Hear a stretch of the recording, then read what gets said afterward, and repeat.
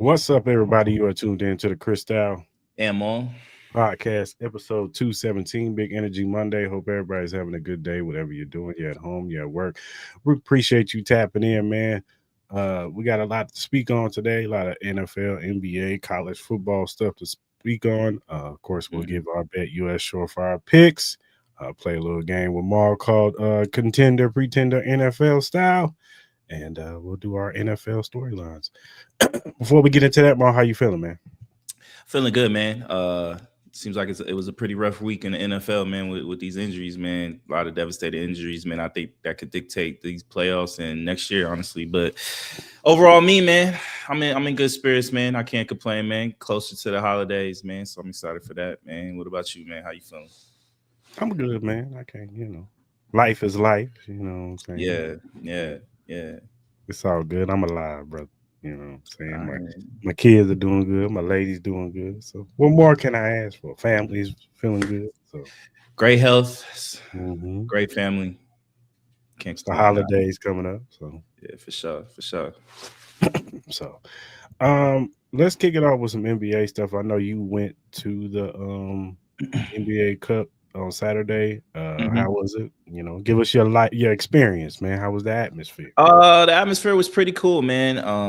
Honestly, the first game was the Knicks and the Orlando Magic. Uh, Great contested game. I thought it'd be a great matchup. I would say coming out of that game, I was truly impressed with Jalen Suggs. It seemed like he got hurt, probably in that third quarter. It seems like I don't know if he like hurt his groin or something like that, but he kind of slowed down after that. But I think he was pretty much the best player on that court for the majority of that game before he got hurt. But watching Jalen Brunson in person for the first time, he has probably one of the more smoother games next to Shai Gilgeous-Alexander that I've seen me personally. He could just get to any kind of spots that he have. And honestly, man, that is a big athletic team. Karl Anthony Towns looked really good. Mikal Bridges, OG, when you see all these guys in person, and I was able to stand next to a couple of these guys, man, where we were at, man, like I see why like I had no chance in making the league, bro. Like these guys are they're towering over me. Like even Jalen Brunson looked a lot bigger in person than what you would assume he would be.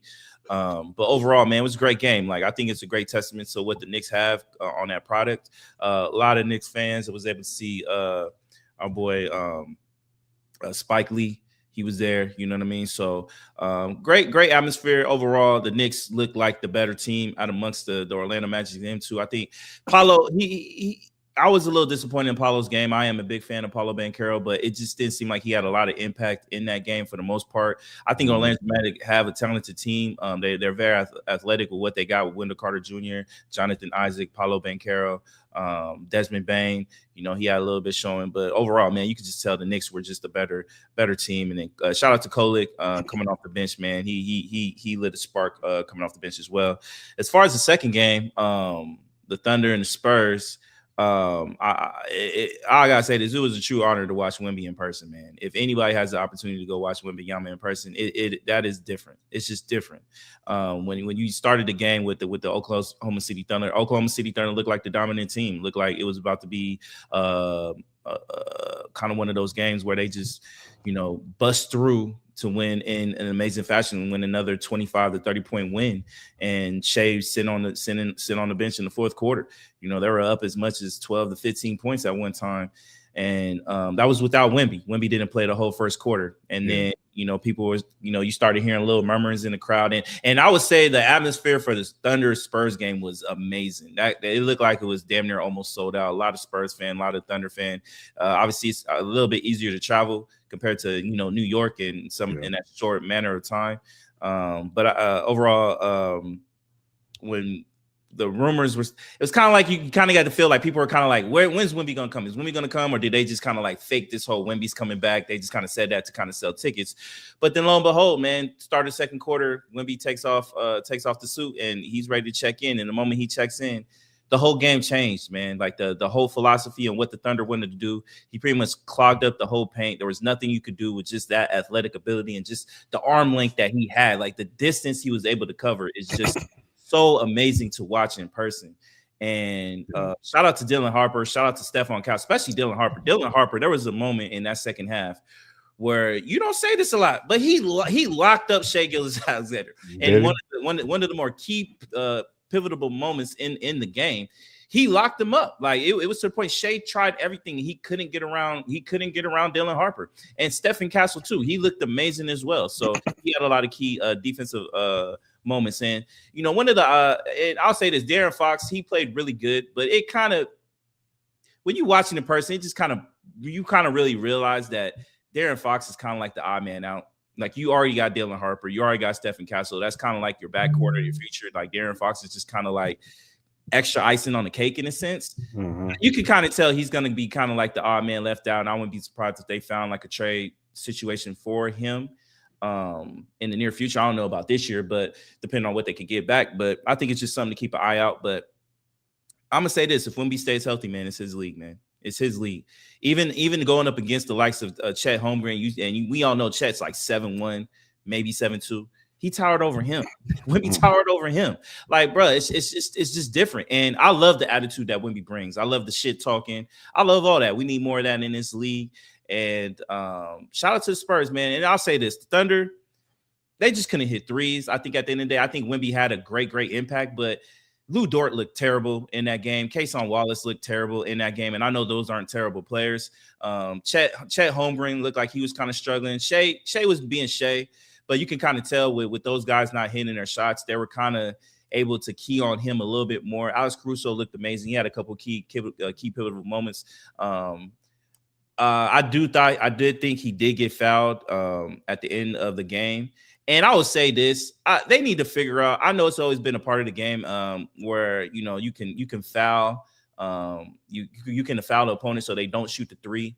And I get it's part of the game, and I get it's part of the strategic point of it, but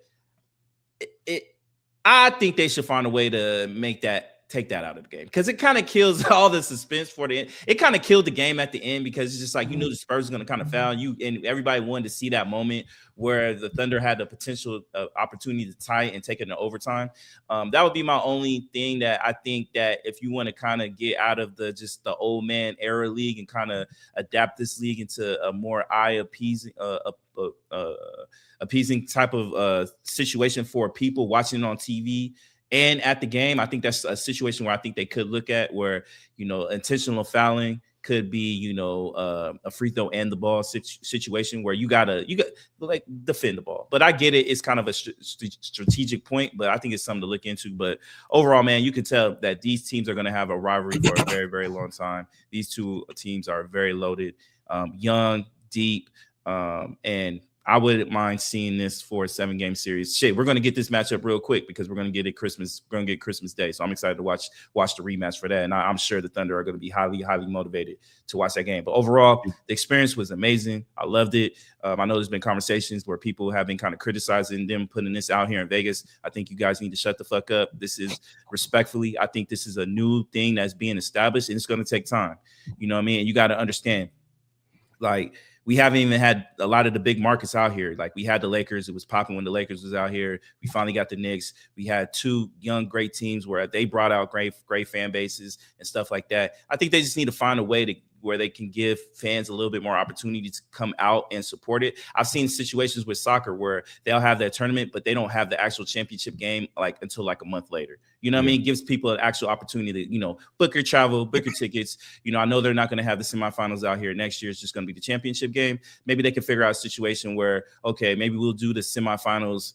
Well, I think they should still keep the semifinals, but just push it back a little bit longer. Push it back into, maybe closer to, All-Star break or something like that. Maybe this could be the substitute for the All-Star break, and just give them maybe an extra 2 weeks, off, instead of just giving the week off. Add another extra week for these teams, and then you can slowly integrate the rest of the league to play the week after, and then give these guys who participated in the actual semifinals, give them an extra couple more days to suffice, so they can get the same amount of rest that the rest of the teams get, and then you can just move on to season. I think that could be something that they can look. But overall, man, great atmosphere, and I'm looking forward to watching the Knicks Spurs championship game on Tuesday. Yeah, for sure. Who you like tonight? Oh, for the championship game on Tuesday? I like the Knicks, man. I still like the Knicks. I just think that even with Wemby, and we know what kind of athletic freak he could be, I'm going to be very interested to see the matchup between him and Karl Anthony Towns. I think it's going to be a situation where I'm curious to see how they play that. Who guards Jalen Brunson? I could see, Stephon Cancel and all that. But look, Mark, we can get into that already. I know you already trying to start to get on my nerves, man. But I'm gonna get on y'all nerves because I know Chiefs Kingdom is down bad. I think this is not the time to talk, my brother. It's not the time to talk, my brother, at all. Yeah, I gotta keep it to a min because I got a whole lot of shots for y'all. But yeah, I'm gonna take the Knicks, man. I think the Knicks they've been together for a while, and I think that's a veteran team, and I think they're gonna take it home for New York, man. I think it's gonna be a great atmosphere tomorrow. For sure. We shall see, brother. Hopefully, it's a good game, not a blowout. No, I think it'll be a good game. All right, Ma. Let's play a little contender pretender. Let's do it. NFL edition. We're gonna do the whole playoff NFL teams. I'm gonna ask you a question about a team, and then you give me your opinion. Okay. Well, let me play this graphic first.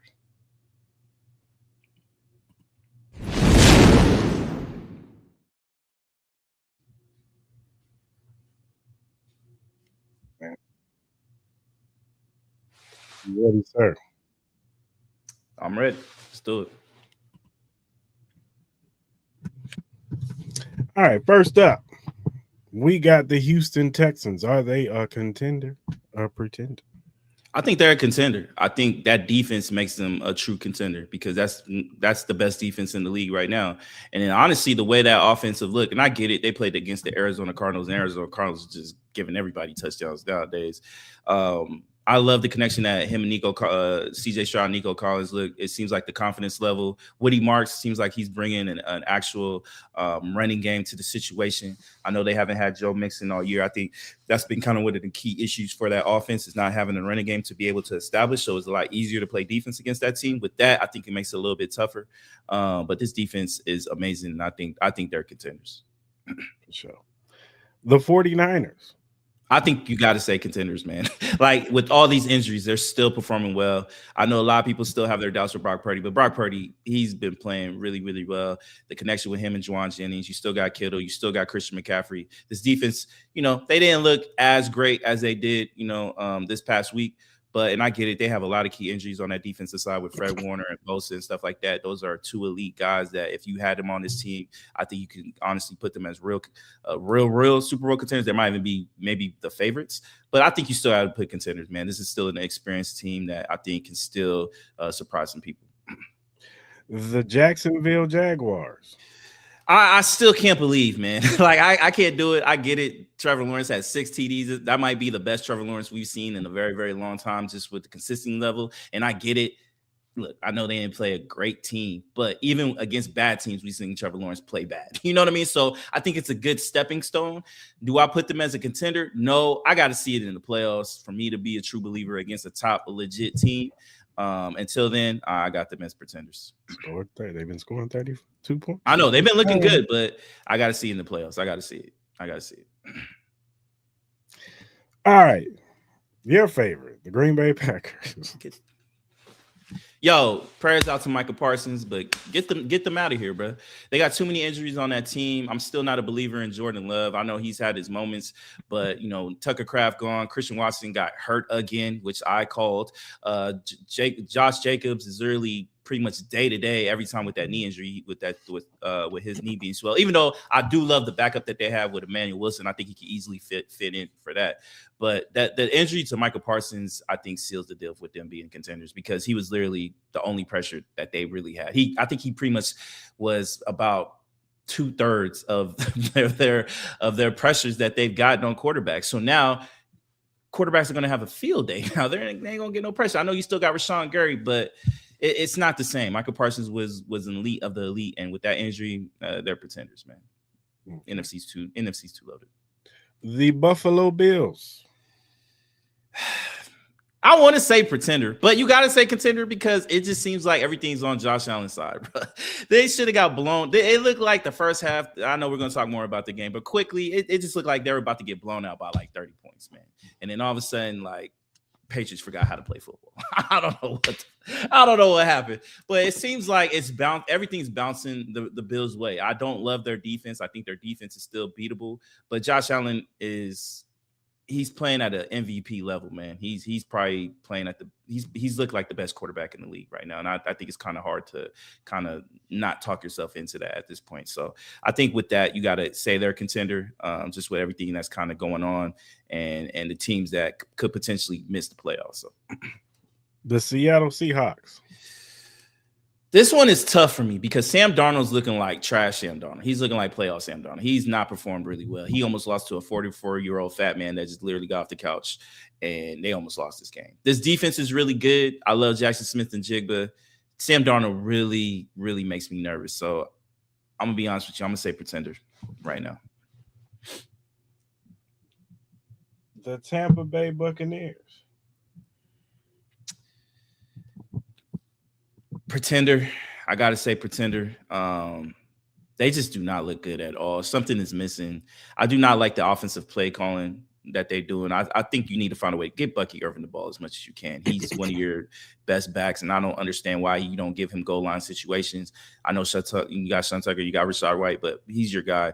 I do love the depth that they have on this team. It was a little scary. It looked like Mike Evans got hurt again. That's always the situation with him. But this defense does not look good. They can't stop nobody right now, and I think that's a very concerning thing. And I'm going to say pretender, man. The Denver Broncos. I'm going to say contender, man. I think you should be impressed with what Bo Nix was able to do last night. He looked pretty damn good. And that defense is, I know it didn't have its best moments, but we know that defense is one of the more elite defenses. And Sean Payton is a Super Bowl head coach, man. And then we know they can have, if they get home field advantage, people are going to have to go to Denver. And we all know what kind of atmosphere that could be. And with high altitude and stuff like that, it could be in their advantage. So you got to say contender for sure. The Bears. I like this team, man. I'm gonna say contenders, man. I like this team. I like DeAndre Swift. I like the connection that Caleb Williams is having with Luther Burden and stuff like that. I think they will get their get back against the Packers this week. I'm gonna say contender, man. I like this Bears team. The New England Patriots. Contenders. They're contenders. A bad loss. I would say it was a very bad second half. That might have been the worst second half that they had. But again, I think this defense is still really good. Offensive explosiveness, like Trevion Henderson. Oh my God! Like he looked like Jahmyr Gibbs 2.0 at this point. And I think Drake, man, I think the play calling was a little weird in that second half. Chris kind of jinxed it. We watched the game yesterday. He kind of jinxed it. He's like, he said some words, but I think they're still contenders, man. Nothing, man. I think they're still contenders. I think they still will most likely get the number 1 seed. I just said if they let these fools come back. Yeah, it is. Oh, Mark said pretenders. Pretenders. Get them up why you got them pretenders, man? It was a bad second half. That first half was really good. Hey, why you think they're pretenders, brother? Get them up out of here. That's what Mark said. The Detroit Lions. Offensively, contenders. Defensively, throw them in the bag. They are terrible, dog. So with that, you gotta go pretenders, man. They just can't stop nobody. They can't stop nobody. Jameson Williams, probably. Yeah. Chargers. This one's tough. A lot of the injuries, it's tough because I think they have bad injuries, but yet they're still in games and they've been very successful in the clutch. I love with them getting Omarion Hampton back. It makes me a little bit worried with Justin Herbert's left hand because I know he's having trouble gripping the ball. He literally can't grip it with his left hand. So I think it's easier for him to get stripped with him just being able to hold on his right. But for some reason with hardball teams, they're going to play very physical. They're always going to be in the game. I think you got to say a contender, but it's with hesitancy. You got to say contender. Would I put them as one of the favorites in contenders? No, but I think with just the physicality and hardball, I think you got to say contenders a little bit. The Panthers. No, they're not contenders. It's a great story. I think it's a great build-up for them and great confidence builder. But that loss was terrible yesterday against the New Orleans Saints. So you got to say contender. I don't think anybody in NFC South should be taken seriously right now. I agree. Ravens. I'm still saying contenders. I'm holding out hope for my boy Lamar Jackson, man. Like, I think they just got to find a little bit of health, a little bit of confidence. They looked good yesterday. They got to start stacking up these wins, but I'm going to still say contenders. If they find a way to get in these playoffs, I still think they can make some noise. But Zay Flowers got to stop dropping the ball, man. You looking mid. You looking mid, bro, brother. The Steelers. The pretenders, bro. Next. Pretenders, dog. So pretenders. They're pretenders, brother. After what you saw yesterday, and bro, they damn near almost killed TJ Watt. Like, no, they're pretenders, dog. What are we talking about? They can't even dry needle correctly. You think I'm gonna trust them in the Super Bowl? After what you saw yesterday with Phillip Rivers, the Colts.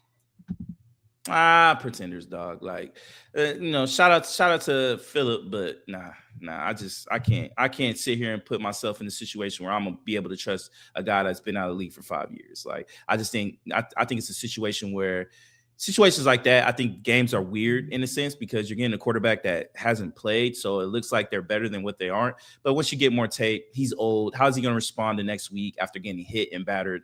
Like, it's situations like that. You know what I mean? Like you got fans holding out hope that Anthony Richardson can get healthy and he can get back. I'm like, bro, what are we on? Come on, pretenders. The Rams, contenders. But the Devontae Adams injury does scare me a lot. That does scare me a lot because it opened up this offense to being something that was unstoppable. The hamstring injuries are different. Like, I get it. You still got Puka. You still got Corum. You still got Kyron Williams. And you still got that defense who looked amazing against that Detroit offensive line. But the Devontae Adams aspect makes them unstoppable to me in a sense that I think their pathway would be a little bit easier to get to the Super Bowl. But with that hamstring injury, you don't know how long he's going to be out. I'm assuming you won't see him until the playoffs with how bad it looked. So I'm going to still say contenders, though. For sure. All right, man, let's talk a little college football news, man. Mm-hmm. We'll start off with Fernando Mendoza. He ended up winning the Heisman this weekend, and your boy Diego Pavea said F the voters. Does he have a right to feel this way? No. I think at the end of the day, I think it's a situation where I go have some, like, we love the bravado to an extent. But it gets to a point where you turn out to be, you look like an asshole, bro. Like, I think at the end of the day, it's just, we all knew the situation. You've had moments where you looked really good, but you lost a lot of key games. Indiana went undefeated, and they went up against Ohio State, the number one ranked team, and won their conference championship.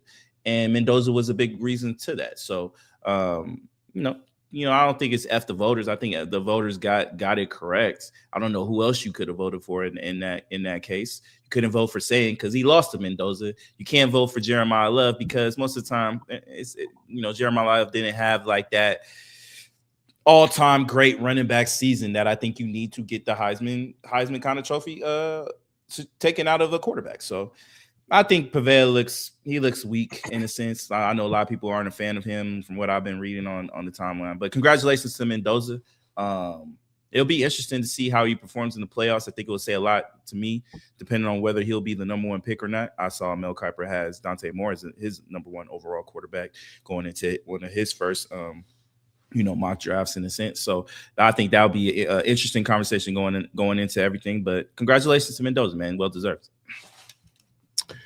Then we're getting news that Nebraska quarterback Dylan Raiola is officially entering the transfer portal. So is your quarterback, DJ Legway. He is entering the transfer portal. And Cincinnati's quarterback, Sorby, potential will be he's waiting for his draft grade. Maybe he'll enter the draft. But if his draft grade is low, he might enter the transfer portal. So how are you? And there's word about Sam Levitt from Arizona State. He might be entering the transfer portal. What are your thoughts on these quarterbacks leaving?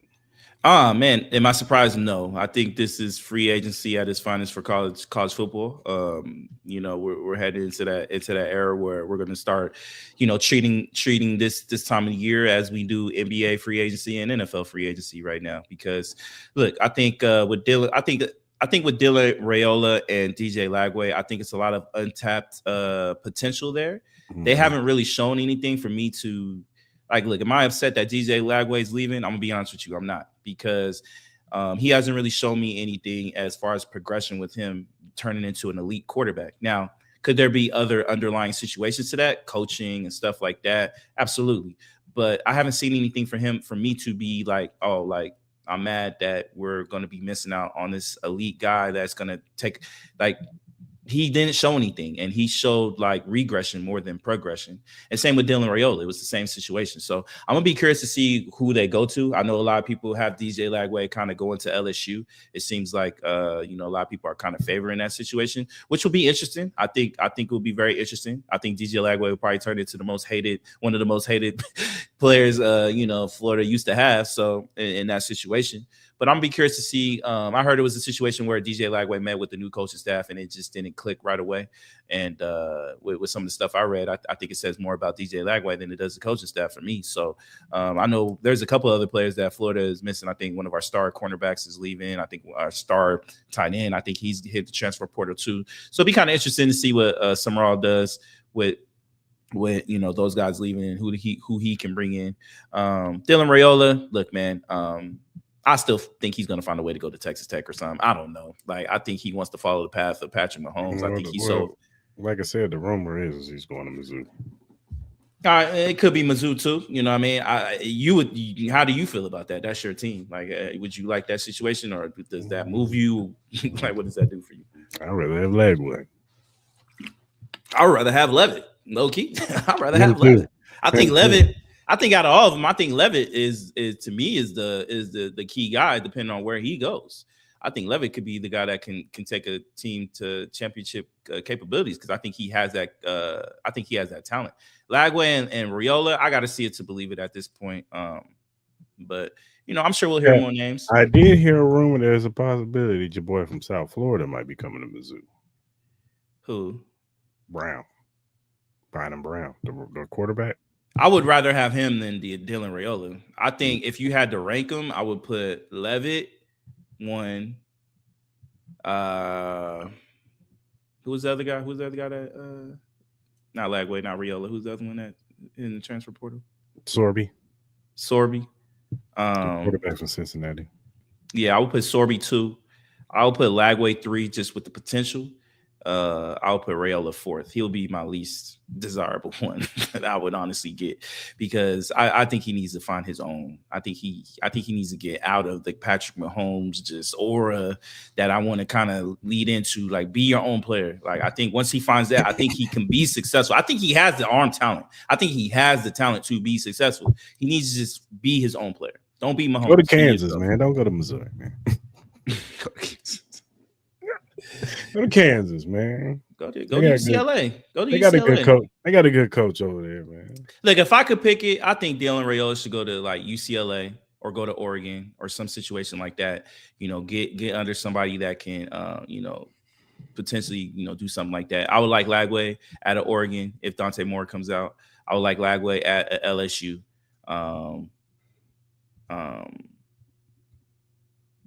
Depending on the situation with Notre Dame, I could see a situation with that, where if they're able to get CJ Carr, Marcus Freeman, and him go to Michigan or something like that, I could maybe they can go there. But I don't know. We'll see. I'm sure more names will pop up. Oh, they're definitely going to pop up. Somebody's going to want to leave. Who you think is the favorite to get Lagway? I think he's going to LSU. You think he's going to LSU? Yeah. I would probably say LSU right now, me personally. They want a high profile name. Mm-hmm. Mm-hmm. Just to get fans there. Yeah, I can see it. Or Indiana, they're not going to have a quarterback next year. Maybe they pull one of these guys and they go to Indiana. I could see Sorby or Levitt going there. Mm-hmm. Mm-hmm. One of those two. Yeah, we'll see though. All right, man. Let's do our BetUS Surefire picks, man. Let's do it.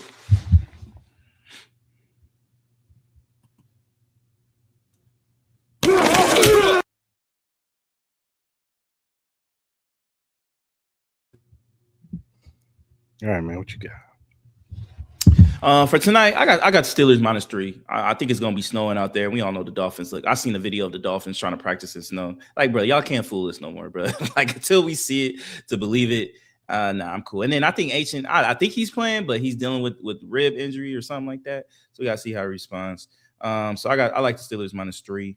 I like the Pistons +1.5 against the Celtics. I think the Pistons are just a better team. I know the Celtics have been playing really well, but I like the matchup with the Pistons. And then I got the Nuggets -1 against the Rockets. Two big games today, so I'm excited to watch those. Yeah, I'm with you. I got -3 Steelers. I got to see Tua winning the cold weather before I even put money on that. Even though the Dolphins have been playing better, and they have a chance to make it to the playoffs, show. But I don't think they make it, but they have a chance. I got the Rockets +1. I think they'll win that game, and I got the Spurs money line on Tuesday. For sure. Go to any of our sites and click on the BetUS link. Go ahead and sign up. Get 125% sign-up bonus plus 10% gamblers insurance. That's 3 risk-free bets on $100 of the $5,000. So that means on your first 3 bets, if you bet $100 and you lose, you keep your money. So you can go over there and win some money or keep some money. But go over there and sign up and tell them Cris Style Mal sent you. Mm-hmm. And that does it for our BetUS Surefire. Peace.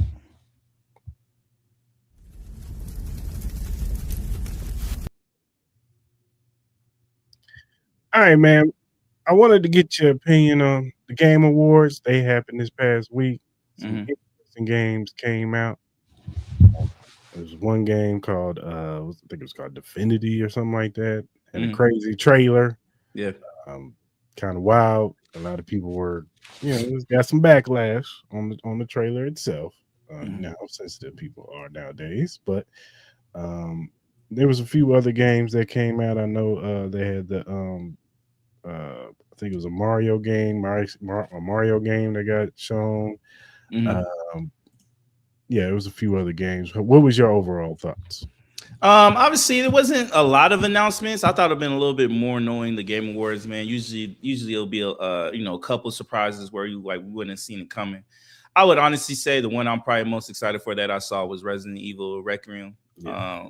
They announced that Leon Kennedy, the infamous Leon Kennedy, will make his side into this new edition of Resident Evil.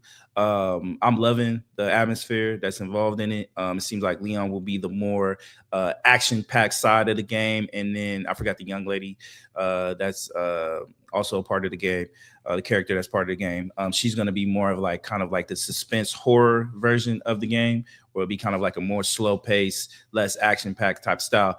I'm excited for it. I know it comes out February 27th. I know some people we're hoping that we would get some more GTA news. I would suggest y'all that ain't gonna happen until probably summertime.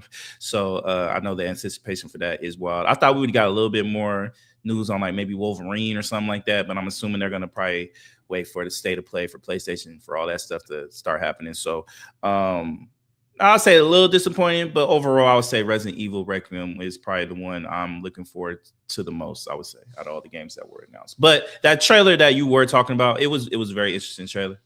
Very interesting trailer. I'm not usually playing RPGs like that, but I was intrigued. I was very intrigued. So I know it's the same makers as Baldur's Gate 3, I believe.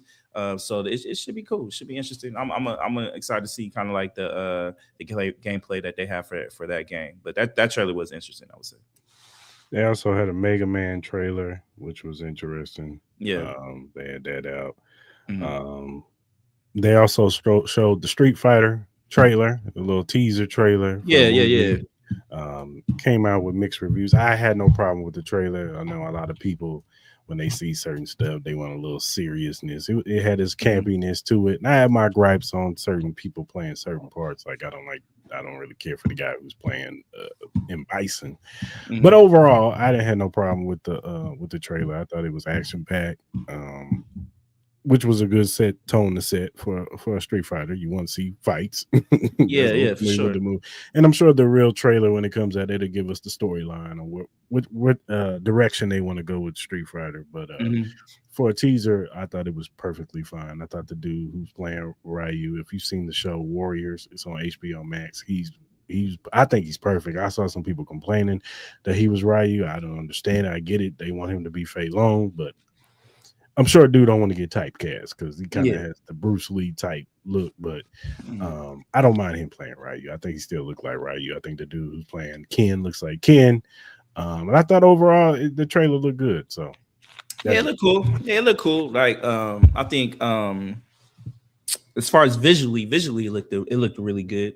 I know people would hope to get I guess a serious Street Fighter. I just wouldn't expect it, man. You know what I mean? I think they're trying to make it a fun movie. Where I think it brings some of the nostalgia that a lot of Street Fighter fans have. And I think it will be that. I think it would be a fun movie that will be appeasing. You know what I mean? So I'm looking forward to. I'll watch it. I'll give it a shot. Yeah, for sure. And you can't really compare it to like movies or even games like Mortal Kombat. That's why they were so able to uh, be around in the same time is because they were similar but so different from each other. You know what I'm Yeah, saying? Whereas Street Fighter was more of a cartoonish type look feel. It still had its seriousness to it, but it still had its campiness to it. Whereas in Mortal Kombat, they chopping heads off. They they doing the most outlandish kills in there, and it's gonna be a little bit more seriousness in this, and more darkness to it. So I just think it's hard to make turn video games into movies. I think it's hard, like bringing that kind of like some of the games and the intensity and stuff like that.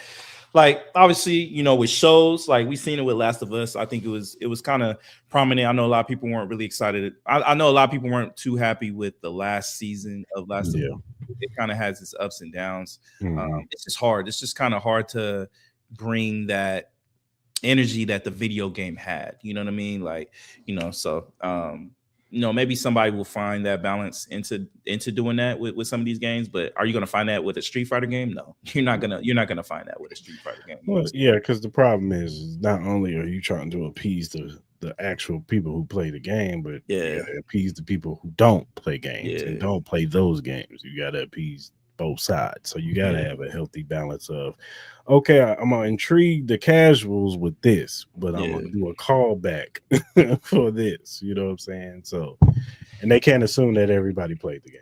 I just That's think I sorry to cut you off. I just think that with these games, I don't want to see live action. I would love to see more of an animated action. You know what I mean? I think these like, we see the likes of the way anime has just exploded onto the scene, like to the point like now they're getting Oscar nominated type of situations. I think with situations like Mortal Kombat or Street Fighter, instead of seeing like actual human beings part, just make an animated version of it. I think it would be way more successful than like a live action. Me personally, that would be me. That's kind of like my whole philosophy with that. I think animated style is kind of growing.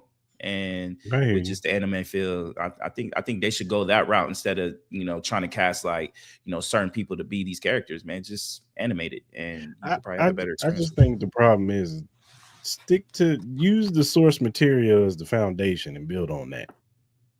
Like you ain't got to deviate. You ain't got to turn this character to this. You ain't got to do all Yeah, this but weird. some of these some Yeah, of these actors don't bring these characters to life. They look they corny don't. as hell. They look cheesy. That's like it brings cheesy. Like the last Mortal Kombat, I thought was pretty good with just kind of like how the character the casting that they did for some of these characters. I thought some of them did a really good job. Like the guy that played Sub-Zero, even though it was kind of crazy, you didn't see Sub-Zero a lot in the first Mortal Kombat. You know what I mean? Where it seemed like the story was kind of based around him. You saw him here and there. You know what I mean? Like he'll have his moments. He had to battle with Scorpion and stuff like that. But I thought he played him pretty well. But I don't know. So I don't know how some of these guys are going to portray these characters. We know them to be a certain way. Can they bring that to life in a movie? Like I think a lot of actors have a problem doing that. You know what I mean? That's why I say stick to source material. And it's also who you cast for it. You know what I mean? Like you could get somebody who's never played a Street Fighter game. Like how would they know how to be Ryu? How would you know to be Akuma or Guile or Beat Chun your Li ass and play or that game, motherfucker. man, good luck. All right, man. We're gonna take a quick commercial break and then we'll be. Introduce yourself to Magnet, the ultimate sports drink. Are you ready to take your performance to the next level? Do you want a sports drink that eliminates the muscle cramps and fatigue when working out or training? Meet Magnet, the sports drink designed for athletes who refuse to settle for mediocrity. It's power-packed electrolytes and rehydrates and restores balance with their scientifically formulated blend with magnesium that fights fatigue and boosts endurance. It has natural ingredients made with real fruit extracts and no artificial colors or flavors because your body deserves the best. It has delicious flavors like mixed fruit and watermelon that keep you revitalized and ready for action. It will boost your performance with essential vitamins and minerals. Magnet fuels your workouts, helping you crush your goals. Join the Magnet movement whether you're training, competing, or simply staying active. Magnet is your go-to refreshment for peak performance. You can order it now on our direct link at drinkmagnet.com. Also, use promo code Cris Mal to get $5 off your purchase. So don't wait. Again, that promo code is Cris Mal to get $5 off your purchase. Get Magnet, push your limits, fuel your passion. Shout out to Magnet Sports Drink. All right, man, let's do our NFL Week 15 game story.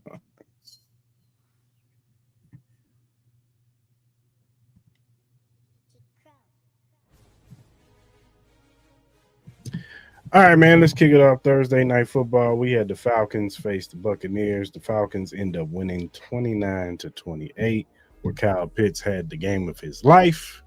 I know Maul hated that, but like he still survived his fantasy league. I'm gonna lose because Rodney's gonna beat me. For real? Yeah, he's still got two players that he got, DK Metcalf and Gainwell. They think they probably gonna beat me. We'll see though. I ask you, where the hell has this Kyle Pitts been? I don't know, but I don't know why I had to start on Thursday. I don't know why, but I'll say this seriously though. Like that's the Kyle Pitts we've been kind of waiting on to see. Now, can we consistently get that? I don't know. He's had quarterbacks to be able to get him the ball. It's just that I don't know if but they feature him and all that. And I get it. The Falcons have been weird because there's been moments where they don't even feature Bijan Robinson. We know how good he is. So this could be just a coaching thing. This could be just we just don't feature him enough. So he looks more terrible than what he really is. Like, he's really a good talent. Like, I think he has all the capabilities in the world to get there. But to me, this makes me seems like get a fresh start. Kyle Pitts, try to go somewhere else if you can. And get in a situation where I think they'll feature you more. But I think this shows that what the type of player he can be. You ain't got no quarterback throwing the ball. Why are you gonna go there? He'll be back. Don't worry about that. He ain't gonna be back until mid-season. That's not true. Buccaneers. All right. We ain't talking about them yet. Can we stay on focus? Nah, my bad. We'll get there. The Buccaneers. As far as the division and the playoffs, is everything still in front of them? It is, but I don't know. I don't know what's wrong with this team. It's kind of like they're going through their Philadelphia Eagles midlife crisis right now, where they lost identity on who they want to be. It seemed like they're finally getting healthy, so you assume that this team will get back to rolling, but it seems like Baker Mayfield is getting back into that situation where he's overthrowing the ball, bad placement. The defense can't stop nobody. They don't know what running back they want to be the star. So it's hard to get the rhythm for these running backs. I never liked that. Like, you have a star running back in Blakey Irvin, but you refuse to give him the amount of touches. And you see the explosiveness behavior that he has. He has Jahmyr Gibbs. He has Trevion Henderson explosiveness, but you refuse to feature him in a way where you can do that. That's coaching. And it's getting to the point where I feel like, the coach is kind of like starting to lose the ear of the locker room a little bit to me. You know what I mean? So I don't know. We'll see. I think they still talented enough where they could make some noise if they can get everything back in order, but it's not looking too good right now. That was a terrible loss on Thursday. It was. The Chargers beat my Chiefs 16-13. Patrick Mahomes was injured with an ACL tear. And the Chiefs was eliminated from the playoffs. I asked you, with the Chargers, do they have enough to compete in the AFC? I think they do because I think the AFC isn't as strong as the NFC. I think if it was a situation where they're in the NFC, I would say no. But in AFC, I think they do. I think just with the mentality that they have as a team, this defense has looked really good. Justin Herbert not turning the ball over. I like the running game aspect that they do have. You still got Lad McConkey. You still got Keenan Allen. I expect Quentin to come back. I know he missed the last game. You got Harbaugh. He's a strong-minded head coach who's been in these positions where he's lost some key players, but this team still plays really, really hard. We saw that yesterday. There was a lot of moments where you thought the Chargers could get blown out in this game, especially in the early moments of that football game, but they stuck around. They were able to cut the lead down to 3 going into half, and the rest was history. You know what I mean? And with the Chiefs, with Mahomes tearing his ACL, and there have been reports, different doctors gonna say different stuff. Some people say he can be ready by week 1. Some people say it may be on the pup list. I don't know. But if he does come back, do you think that the Chiefs have, and take your Raiders hat off for a second, What? be an NFL fan for a You second? can't take your Chiefs hat off. You Yes, I asking me? can. Yes, I Okay. can. Okay. All right. Ask your question, brother. Do you think they can have a bounce back season? I think honestly, I think it would be malpractice to try to force him to be ready by week 1. I think they should take their time. I think the Kansas City Chiefs have a lot of holes that they need to fill. You're $44 million over the cap. I think they need to figure out that situation. You need to figure out what you're going to do with Travis Kelce, whether he wants to stay or come back. I think there's contracts that you need to kind of renegotiate. You got to figure out with Chris Jones. You saw a little bit of slippage on him. You need to figure out this running game. You need to figure out this O-line. I think you need to figure out whether Andy Reid wants to continue to do this. I don't know. You know what I mean? I think there's a lot of questions that this Chiefs team do. I think it's going to take them a year or two, honestly. I think with the timing of this knee injury, why push him? This is your future. Like, Mahomes ain't going anywhere. Reassess, do what the Celtics did. Take a year to reassess what you really need. Get some young talent in there. See if they can play. Figure out your books. And then go all in the following year. Like, Mahomes is still a young quarterback, and ACL is something that he can easily come back from. But why push it? Why push it? Like be smart about this situation. Like, you don't want to push Patrick Mahomes and then him affect another body part on his leg. We see that all the time where people overcompensate when you try to push too hard. ACL turns into Achilles, and then when you get to the Achilles factor, that really upends everything that you got. So as Chiefs fans, I think you should mirror on the side of patience. Me personally, you've experienced what a lot of teams have never be able to experience for, besides the New England Patriots. Like, take the time. I think the Patriots even did that coming off the Tom Brady ACL injury. They didn't try to push him and go all the way in the following year. They allowed him to fully get healthy, see where they're at. If you can make a playoff run when he's able to come back mid part of the year, then so be it. Find a quarterback that can, maybe establish you, get you a couple wins, maybe be 500 by the time Patrick Mahomes comes back. And then when Patrick Mahomes comes back, we all know what he's capable of doing. You have the coaching staff that can do it. Just be patient. I think that's what these fans need to do. Honestly, I think that's what they need to do. Do we have the coaching staff? Look, man. You can't. Those guys are Hall of Famers. Those guys are Hall of Famers. Get out of here. I'm not talking about the Andy. OC. I'm not talking about Andy or Spaz. That's figure out the OC. Yeah, I get it. I'm talking about the assistant. I hear you. But that's kind of how I feel. What do you feel? This is your team. What do you agree with me? Real talk, I do agree with you. I don't think they should push him. If he's not ready, if he's not 110%, don't put him on the field. You know what I'm saying? Like, if you got to wait till, I don't know, week 6 to get him. Hell, if it takes a whole 2026, maybe you have to sit him out. And then 2027, we hit the ground running. Fuck it. You know what I'm saying? It is what it is. It ain't like, the Chiefs Kingdom can't be mad. I know we spoiled.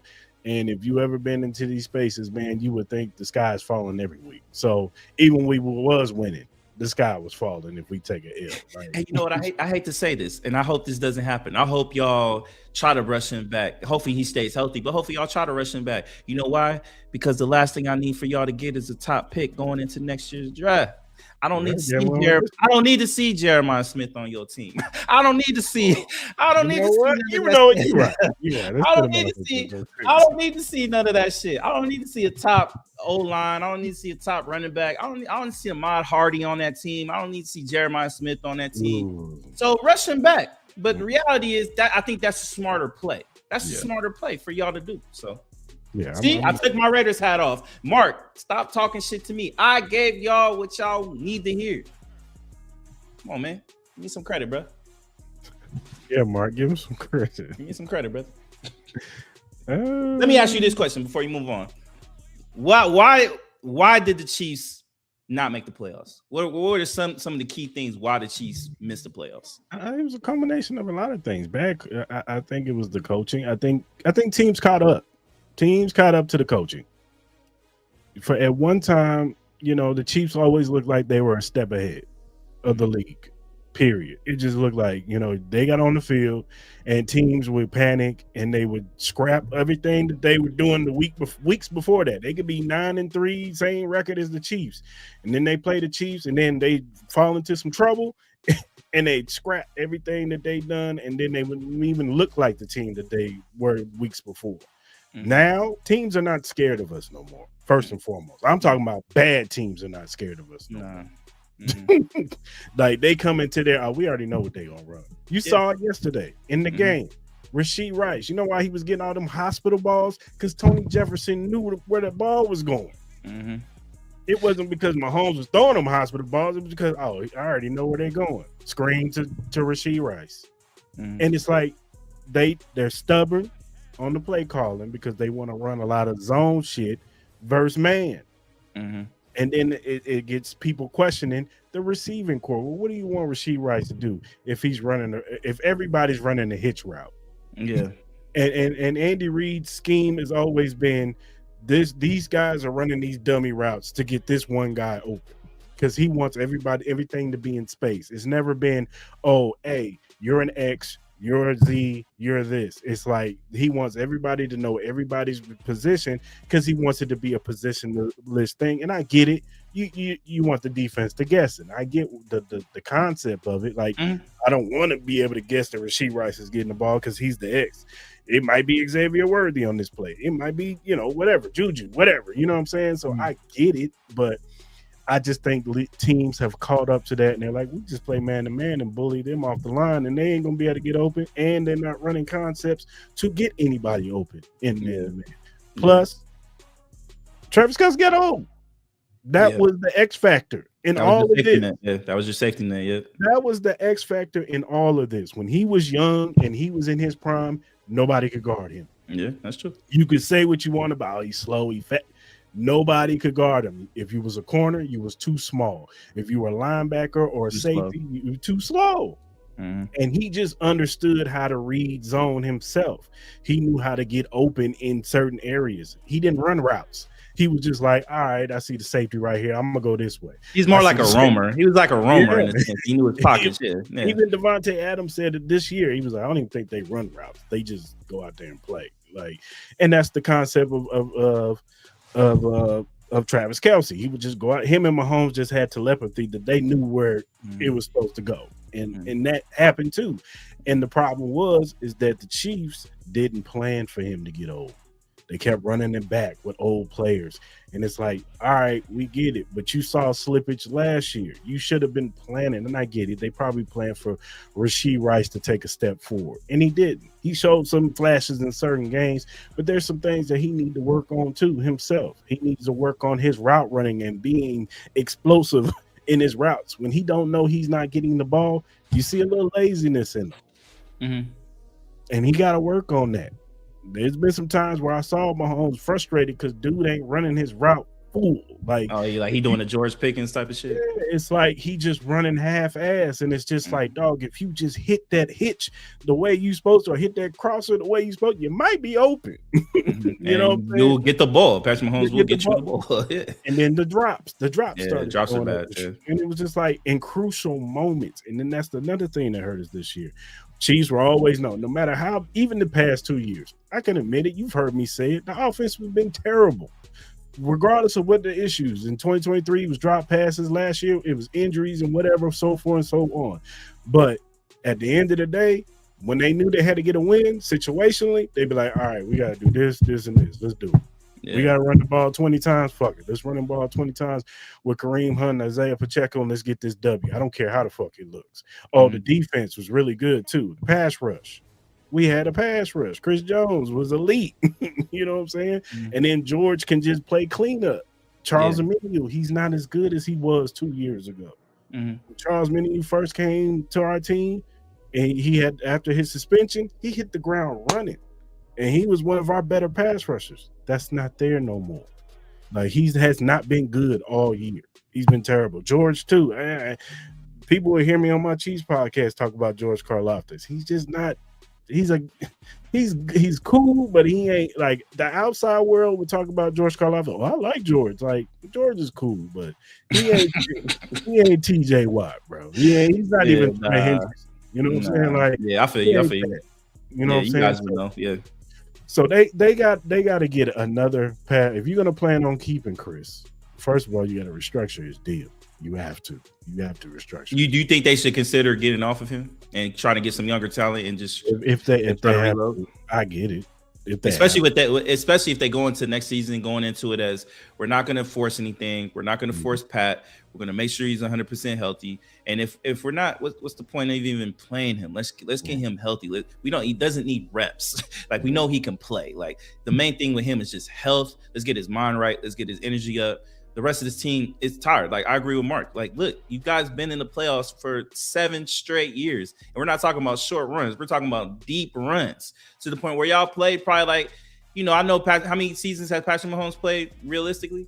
8. Yeah, but with those playoff runs, you might say he's played 10 to 11. You know what I mean? Realistically, you know what I mean? So, like, I think it's a time with this team where I hate to say it as a Raider fan, you need a refresh. You need a refresh in the sense of not like a full-blown rebuild, but let's get some new young energy talent. Let's take next year, let's develop them. Let's get them up to speed with the system that we want to put them in. Let's evolve our system from what you're saying. We need to evolve our system because our system is outdated. Yes.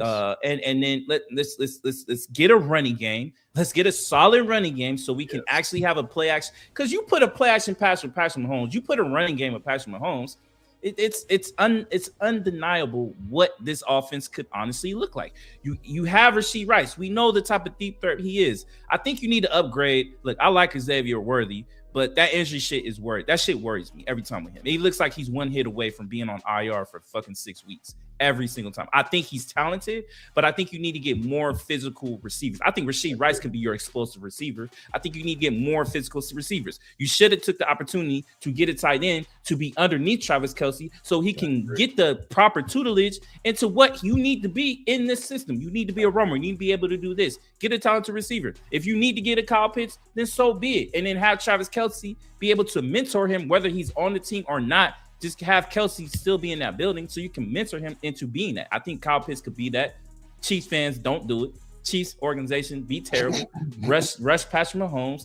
Re-sign Travis Kelce. Stay deadlocked. Rush Patrick Mahomes back. And then you guys are going to be back in the same situation as always. You know what I mean? I think it's a situation where they got so into what they were successful for that they didn't take the time to reassess what they were and to develop as the league, learn their habits and got better. Let's be honest. The depth of a lot of these teams is way better than what the Chiefs got. Like, they got 2-3 guys that literally could be starters. That is a healthy rotation. That's why they stay fresh.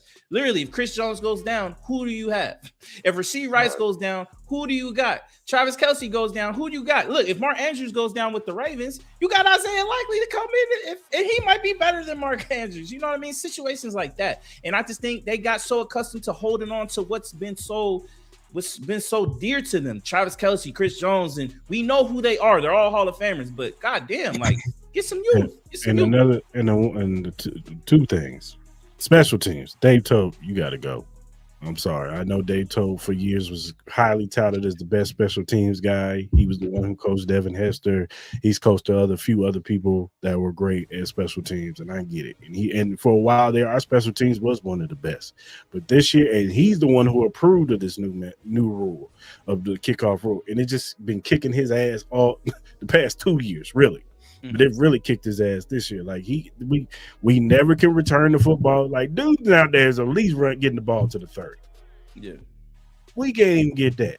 Yeah. Penalties, you can count on a penalty, a holding penalty.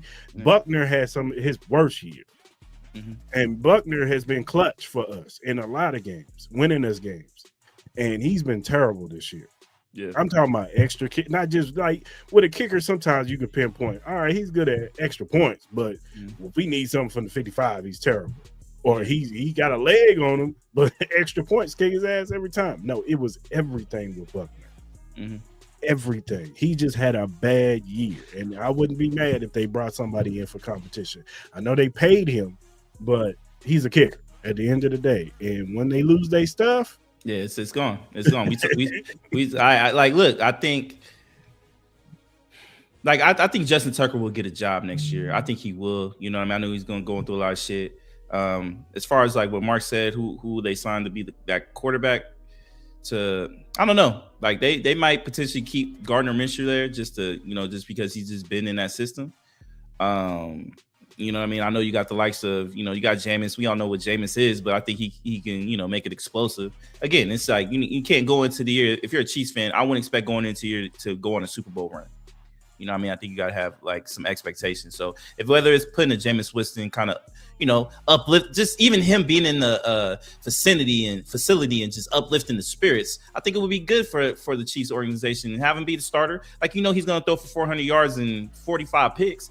But, I think it'll be some good uplifting. I think it just needs a little bit of change in that locker room, man. It just seems like, they got tired and they're not excited to play football no more. That's kind of how it looks. You know what I mean?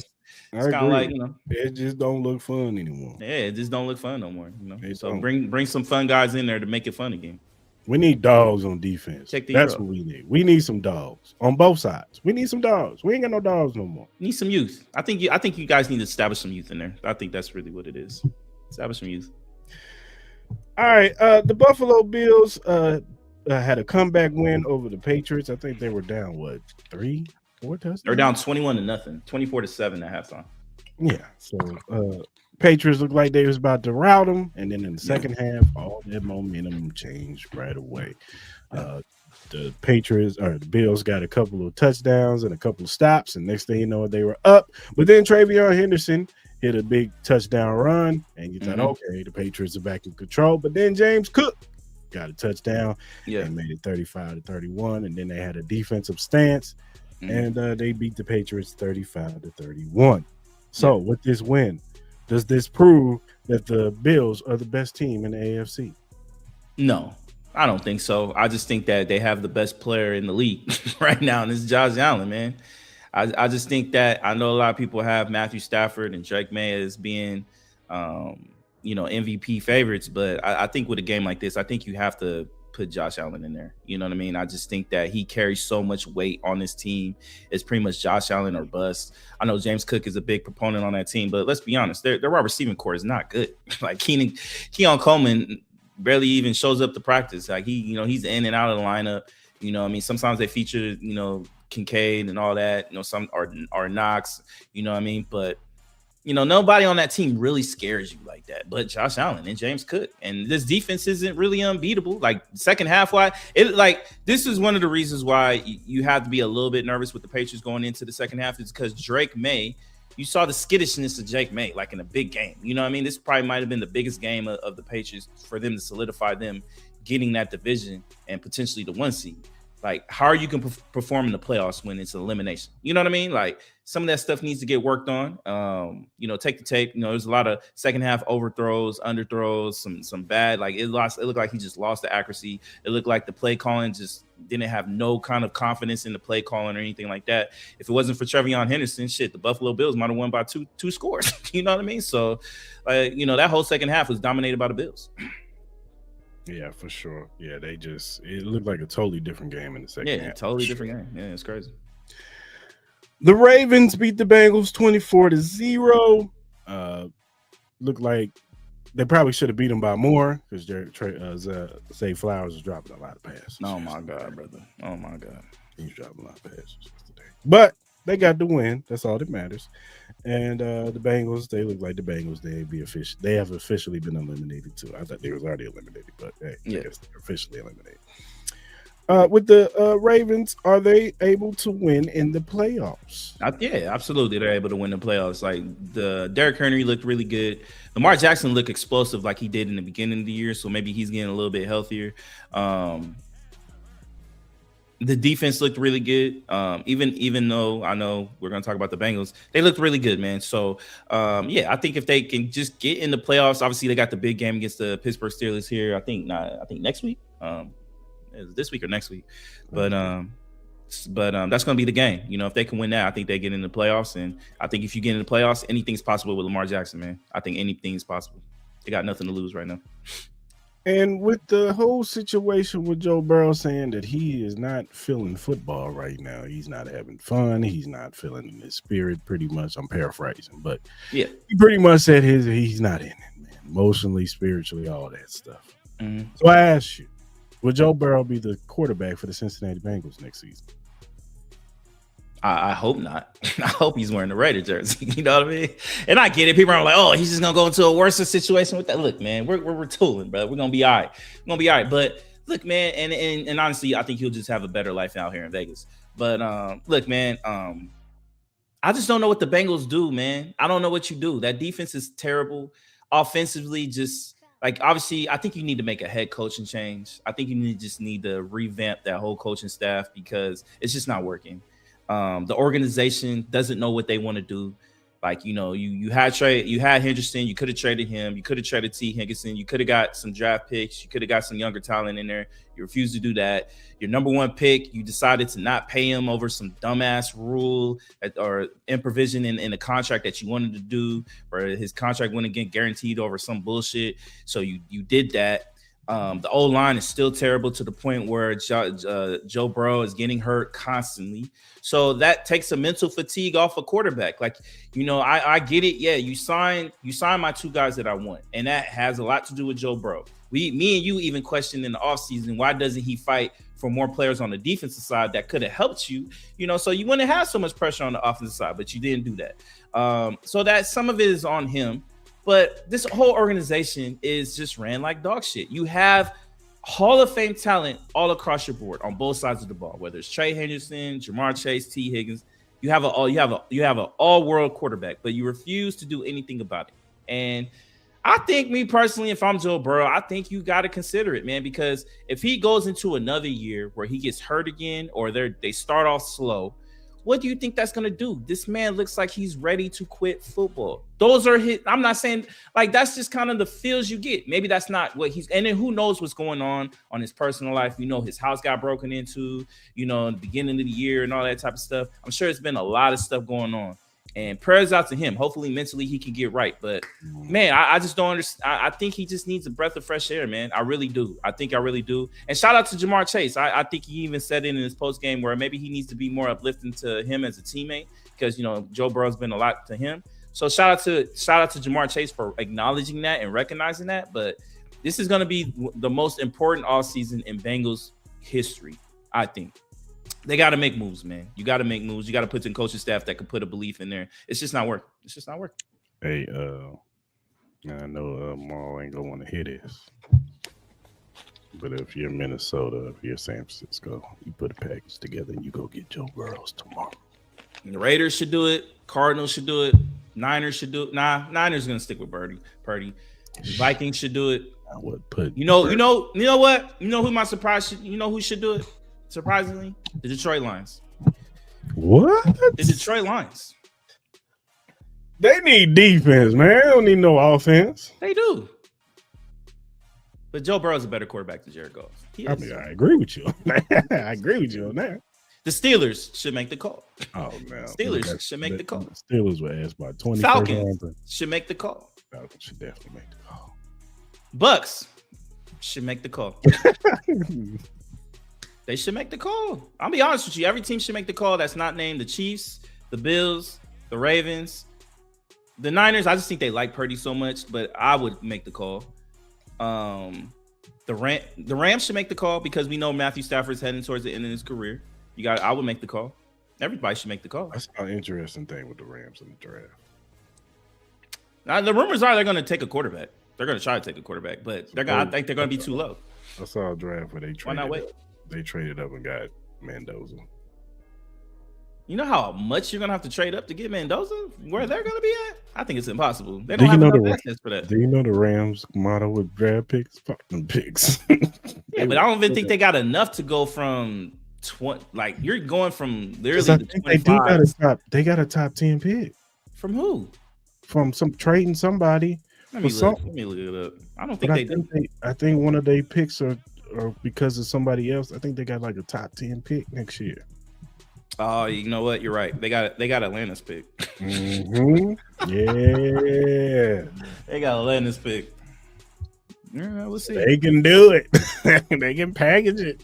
Yeah, but our assets are better, man. Our assets are better. We're gonna have the number one pick. We got. Unfortunately, we got Max Crosby. If we need to do something with that, you know what I mean. So, yeah, we got a lot of stuff we got to do.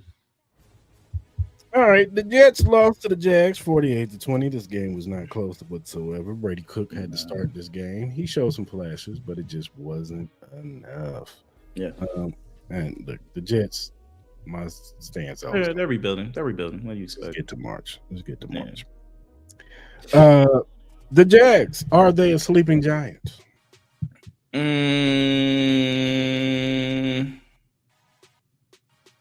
Yes, I think Burrow in the Raiders jersey is perfect to me. But yeah, the coach Pete Carroll ain't lasting. He's getting fired that Monday. He's getting fired. But Jags, are they a sleeping giant? Yeah, I think they are. Like, I think they're ultra talented for sure. Like, you got Travis Hunter who's going to come back next year, so you already got your star cornerback. You got Brian Thomas. You got Jacoby Myers.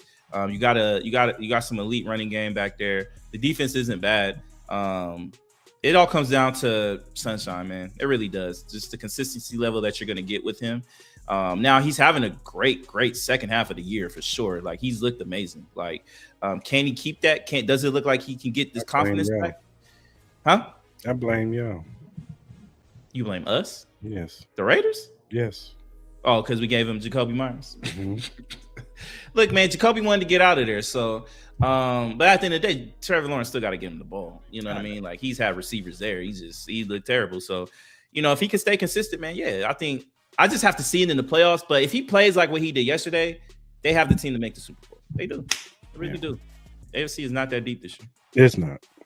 The Cardinals lost to the Texans 40-20. Look, man, just get to March, Cardinals. Texans. Can they be a threat in the AFC? Yeah, 100%. That defense is the best in the league. And this offense is clicking at the right time. So, look, they've had some key wins. They were able to beat your Chiefs. And, like I said, this defense is really, really good, man. This defense can compete for a playoff spot. Not a playoff spot, but compete to make the Super Bowl. So, yeah, absolutely. Yeah. They're definitely one of the top contenders. I think if everything goes their way, I think they might be the favorites, me personally. And the Browns lose to the Bears 31-3. This was not a really good showing for Shador. Bears looked like they were on demon time yesterday. You heard about the play call sheet where they gave him the wrong play call sheet. Who gave him the wrong play call sheet? Stefanski and that offense gave Shador Sanders the wrong play call sheet. You didn't hear about that? No, I did not hear about that. Yeah. Look it up. Will Shador be a Brown next year? Yeah, I think I saw a report where Mary Cabot says that they're gonna go forward with Shador Sanders. They got to get rid of Stefanski though. I don't trust Stefanski with Shador Sanders at all. You know what I mean? He has to go. And shout out to Myles Garrett, man. I think he's one sack away from getting the record. So shout out to him. He's gonna get it. Defensive player of the year. For the Bears, was this a good get right game for them? Absolutely. Get ready for the big game coming up on Saturday against the Green Bay Packers. You need that re-up. You know what I mean? And I know a lot of people think that the Packers just mollywop the Bears, but that was a close game. That was a close game on the road. And Caleb Williams had a really good second half. It seemed like he got more comfortable. And guess what? He ain't got to deal with Micah Parsons this time, so he's going to have him more. And hopefully Luther Burden can play. I think he got hurt in this game a little bit. Hopefully he can bounce back because it seemed like the connection between Caleb Williams and Luther Burden is just growing and growing and growing. And he had a great throw to DJ Moore in the corner of the end zone. That was a great catch by DJ Moore. So it seems like that connection is going. DeAndre Swift, Mungwai. This defense is playing. They're one of the most opportunistic defenses. I think they have the highest turnover rate amongst all the defenses in the league right now. So a very opportunistic defense. Yeah, they can do it for sure. Yeah, for sure. The Commanders beat the Giants 29-21. Look, I'm gonna save you some time. Both of them make it to March. Unless you got some thoughts on these teams. Nah, at the end of the day, there's no reason to play Jane Daniels is shit. I think I'm disappointed in Crossgate Moret. I really am disappointed in Crossgate Moret. Jackson Dart was in the 10 again. Yeah, that's the thing though. I think Giants fans need to be worried about Jackson Dart, man. I think because he's had he's had 2 known concussions and he's been in that tent. I think somebody said he's been in the tent 8 times for concussion evaluations. So I think if I'm a Giants fan, I think that makes me really, really worried because I think it's getting to the point where I think they should just sit him down. If you know he's the future, just get him rest, get that brain a little bit of rest. There's no reason to play. They're not winning anything at all. So. Your Raiders lost to the Eagles 31-0. Make it to March for the Raiders. Eagles. Will Jalen Hurts be the quarterback for the Eagles next year? Let me say this about my Raiders. I know you want to skip my Raiders, but I got something to say. Real quick. Get Devin White off my fucking team. Hey, what Devin White do? When Max Crosby has to cuss you out and tell you how to do your job and you want to say something back, you don't say shit to Max. Max is the epitome of what the Raiders need to be. You have no say, sir. You need to shut the fuck up and get the fuck off my team. Pete Carroll, get the fuck up off my team. Get your sons, kick the fuck rocks. Get all that shit. Get your pensions, get all that. Go home, bro. Go play tic-tac-toe with your wifey, bro. Like, no one needs you to be the head coach. Get off my team. And Raider fans, this is not Spytek's problem. Get Pete Carroll out here. As far as the Eagles and Jalen Hurts, I think he's going to be the quarterback going in next year. I know there's been a lot of rumors that, they potentially could draft a quarterback next year. But come on, man. People got to stop disrespecting Jalen Hurts. I know he's not had a great year, but we all know how he performs in the playoffs, man. He always does well. And the Raiders could, it was a good, as Gronkowski says, playing the Raiders is like putting Neosporin on cuts. It heals everything. You know what I mean? So hey, shout out to Gronk. That shit was funny as shit, and it's the truth at this particular time playing the Raiders, man. It heals all, and I would like for them to play some more of these young guys. Kenny Pickett ain't it. Let's play some young guys. Let's see what they can do. Let's see if they can make this team for the Raiders and just push forward at this point, man. But I'm glad we're losing. We're closer to the number 1 pick. The big Super Bowl for us is playing the Giants in 2 weeks. So that'll be for the number 1 pick. I'll talk about that later. What? Nah, I'm putting my L now. Oh, okay. Yeah, he could play bingo too. Mark, you're right. He could play bingo with the wife. The Seahawks beat the Colts 18-16. This was a defensive struggle through the whole game, but in the end, Seahawks made enough plays to get into field goal range and win this game. Phillip Rivers actually had a touchdown. I think he threw a pick too, though.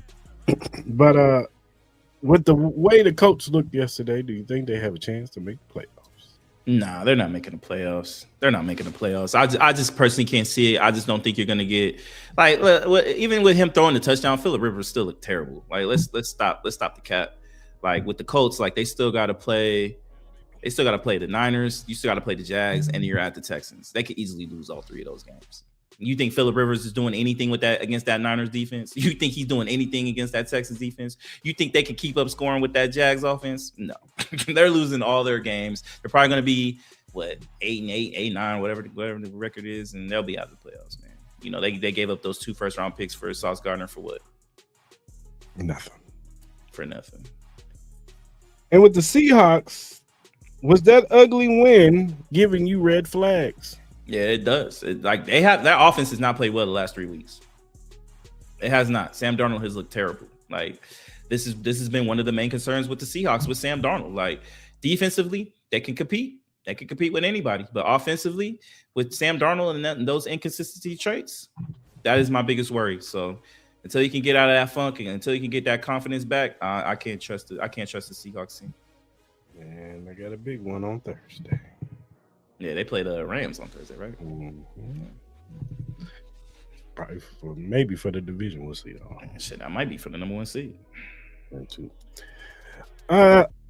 The Packers lose to the Broncos 34-26. We already talked about Michael Parsons unfortunately tearing his ACL. Jordan Love, he did have an opportunity to win that game. I think it was Wicks. It was a little bit behind him, but he should have caught that ball, but he dropped it and went to Riley Moss's hands, and that pretty much sealed the deal for them. And Courtland Sutton and Troy Franklin, they was getting like I ain't never seen so many wide open plays. Like them boys was getting gashed. Like them dudes was wide open down the field. Like Bo Nix was like, oh, okay, yeah. Even on a crucial like what was that, fourth and 1, like they was just like bump it. Courtland Sutton, just get over it. He just threw it downfield, and that pretty much just sealed the deal for that team. With the Packers, will they be one and done? Shit, they might not be nothing. They might not even make the goddamn playoffs. Let's call it spade. That defense ain't good without Michael Parsons. It's cool, but it's very, very beatable. Jordan Love is inconsistent, and you just lost one of your best weapons in Christian Watson. Who knows how long he's out? So and then look, man, everybody knows I've not been the biggest Packers guy. They've had their moments, but I wouldn't be surprised if they don't make the playoffs. I really wouldn't. They really need to go get a wide receiver next year. That is they. I thought they got it with Matthew Go. I thought they got it with Matthew Go. They need it. They need it. All I've been hearing is this wide receiving core is amazing. I don't see that. They got a great tight end and some okay receivers. I like Jaden Reed. I think Jaden Reed is their best receiver. I think Matthew Golden can turn into something, but you're asking a rookie to be your top receiver. He's not on the likes of Brian Thomas. He's not the likes of a Jamar Chase. He's not the likes of any of those guys. So you're asking him to, or Malik Neighbors. You're asking him to do too much. That's not him. He's more of a slot receiver, me personally. He's not even like a number 1. He's like a number 2. You have a whole bunch of 2s on your team. 2s and 3s. No number. They need to go get a dog at wide receiver. Yeah. Mm-hmm. And with the Broncos, are they the best team in the AFC?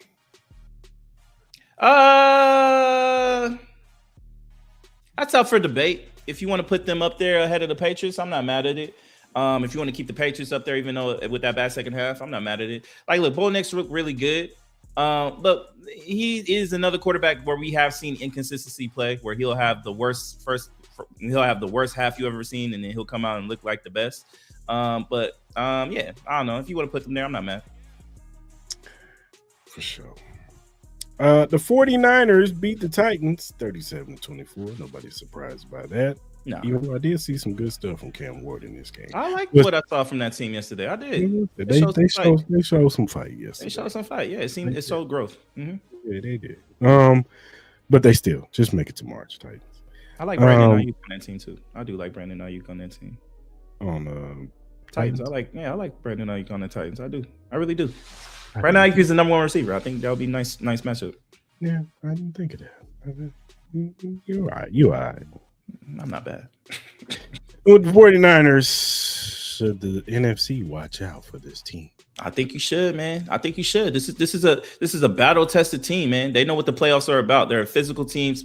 Like, look, Kyle Shanahan, we don't trust you in the Super Bowl. But everything before that, we trust you, brother. We trust you. Brock Purdy, no matter what you say, no matter the doubts about Brock Purdy, he's remained consistent. The connection he has with Juwan Jennings and George Kittle. You still got Christian McCaffrey, who's still a top 3, top 5 running back in the league. Still really good. This defense is still flying around. I know what they did against the Titans wasn't the best showing, but they still get to the football. I know they've had some real defeating injuries with Fred Warner and Bosa, but they can still surprise people. I would not be surprised if they win a playoff game. I would not be surprised at all. No, I agree. The Saints beat the Panthers 20-17 on a boneheaded late hit on the quarterback. Yeah, that was dumb.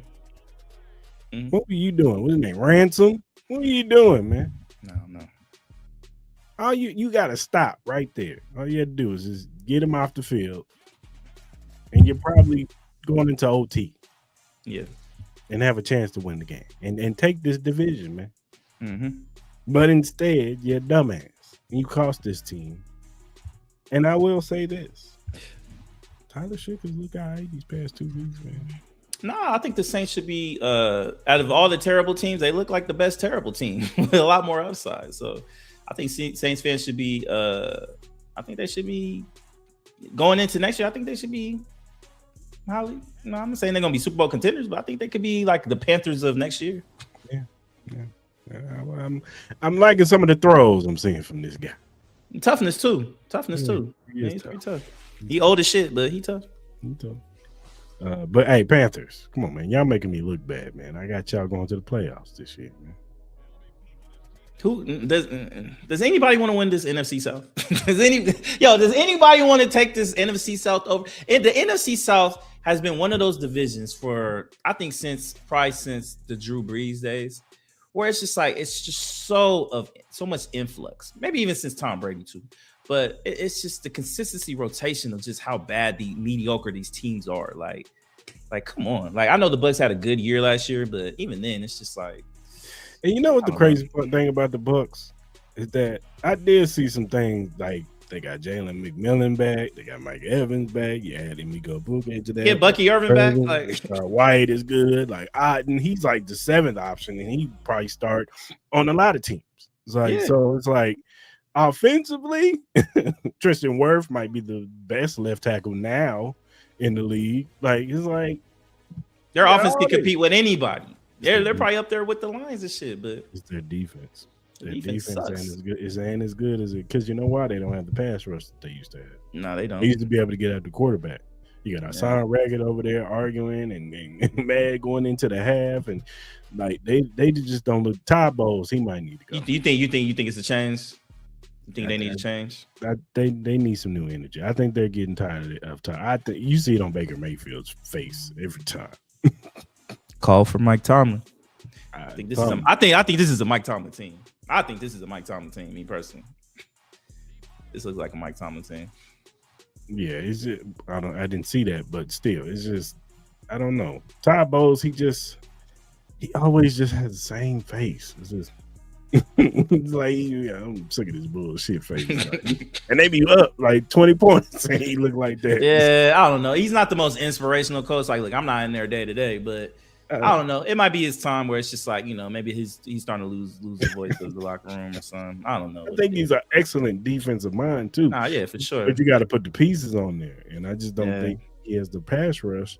They had to sign Jason Pierre-Paul off the street. Like, come on, man. He don't even have a left hand, dude. Like, he's not even the same player anymore. So nah.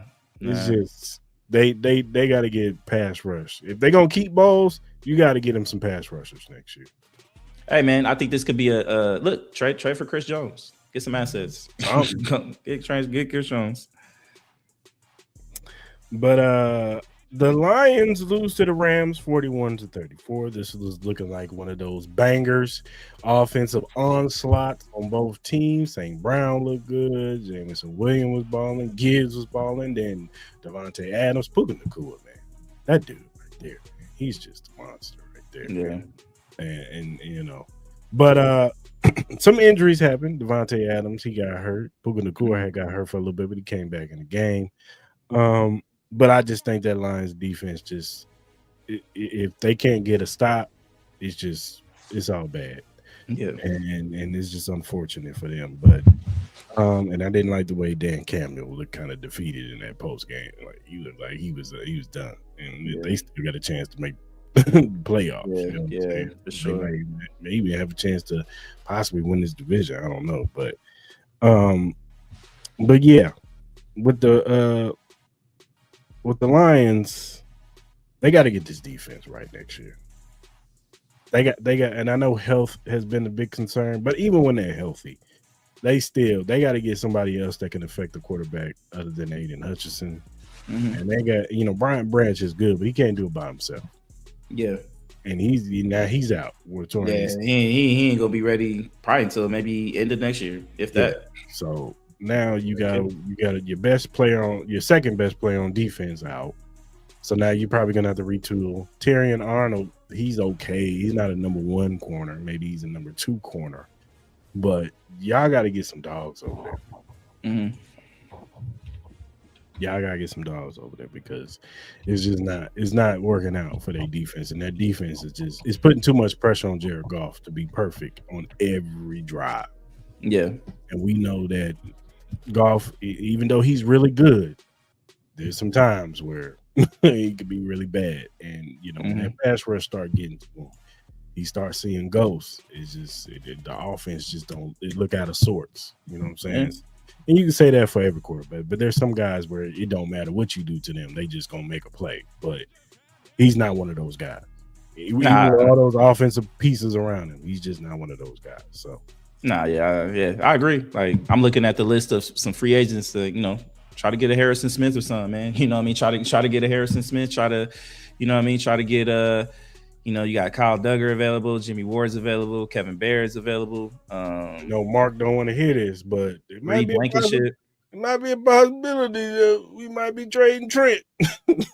Yeah, what I mean. I think there's players out there. You might be calling the lines. What y'all want, man? All right, you know what I mean. Trent McDuffie. So I don't know, but they gotta figure something out. Nah, yeah, for sure. And then with the Rams, look, they look like the best team. And to me, they look like the best team in the league.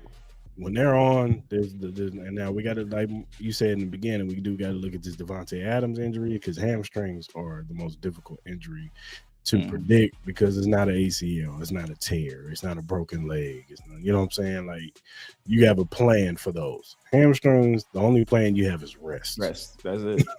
I don't see him playing the rest of the regular season. I think they're not the rest of the regular season. They have to because you need him for the playoffs. Yeah, you need him, yeah. And I think that the Rams offense can still. Yeah, but you got to keep Puka up. Like I know Puka looked amazing, but there was a couple moments where it looked like he might have been out for a couple weeks too. So you got to use a lot of Kyron Williams and Blake McCorum. Yeah, do it. Those two are elite running backs. Like Blake McCorum could easily be the number one. So he looks very explosive. He looks good. So yeah, one of those two. So you got to use them. You got to use them tight ends, and don't put too much on Puka Nacua, even though he's a monster. Still, rest him up. Rest him up. Yeah, rest him up. The Vikings beat the Cowboys last night, 34-26. JJ McCarthy had a solid game, had a couple of touchdowns. I think he had a pick too, but he had a couple of touchdowns. Dak Prescott, offensively they were good, but defensively still have a lot to be desired. Mm-hmm. And so I asked you with the Vikings, should they try to trade for Joe Burrow? Oh, yeah, absolutely. I said there's a lot of teams that should call for Joe Burrow, maybe minus 4 to 5. You know what I mean? But yeah, absolutely. Like I'm not the biggest fan of JJ McCarthy. Like he does have his moments, but if you can upgrade that position with Joe Burrow, then you do that.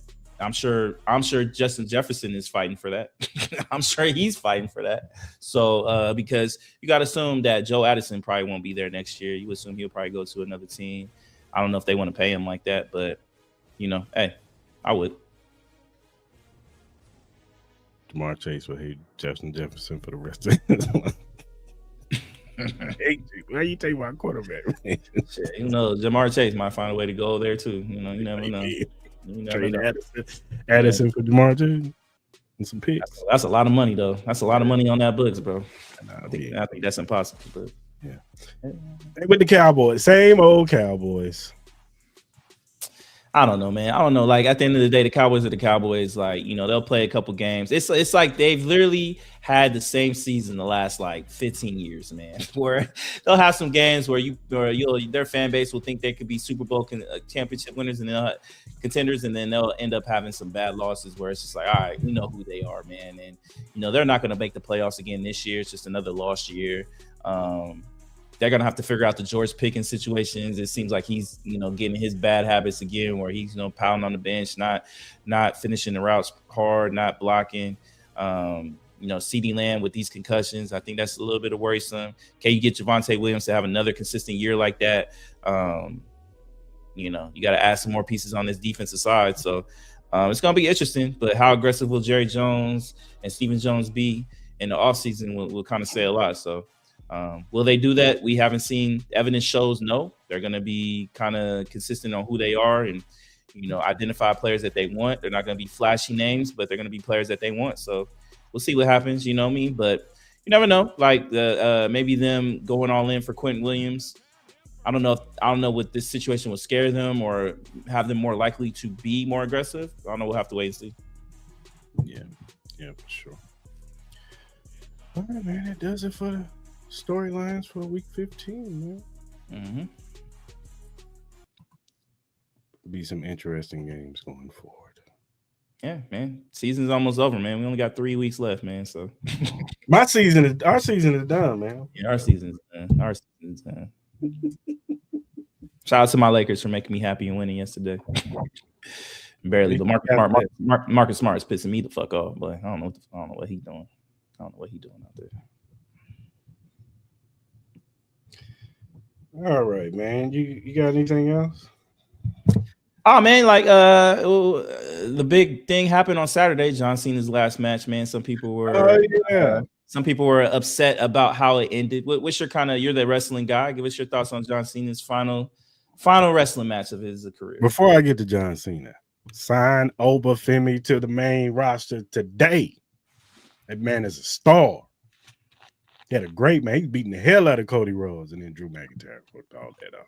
But still, sign that man tomorrow to the main roster. If you've never seen Obafemi, go look on YouTube. You'll know what I'm talking about. Javon Evans is the future. Him and Leon Slater. But Javon Evans, the same feel you got with like Rey Mysterio and Jeff Hardy, that's Javon Evans. Okay. That's Javon Evans. Man can fly out the building. Sure. But he's got that characteristic that is relatable to the kids nowadays. The way he talks, all that stuff. He can cut a promo, all that stuff. So the future right there. With that being said, I had no problem with the John Cena ending because I knew he was going to do that. Mm-hmm. I knew he was going to lose his last match. Do I think some of the booking leading up to his last match was kind of wonky? Yes, because they only had him for 30-some dates. Mm-hmm. I think that you should have asked him, hey man, and I know he does movies, but they should have had a better plan. I think that they didn't have a good plan even though I liked the stuff when he was a heel, I don't think they had an effective plan to continue his heel run. Mm-hmm. And so that messed everything up.